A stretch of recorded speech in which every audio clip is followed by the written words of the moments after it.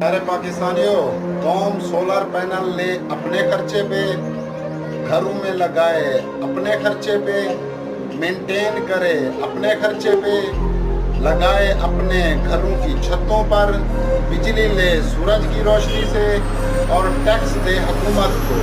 जी बिल्कुल सही समझे, हुकूमत एक समरी पास करने जा रही है जिससे 1 किलो वाट सोलर पैनल पर माहाना 2000 टैक्स लगेगा और 12 किलो वाट सोलर पैनल पर टैक्स लगेगा 24,000 सालाना।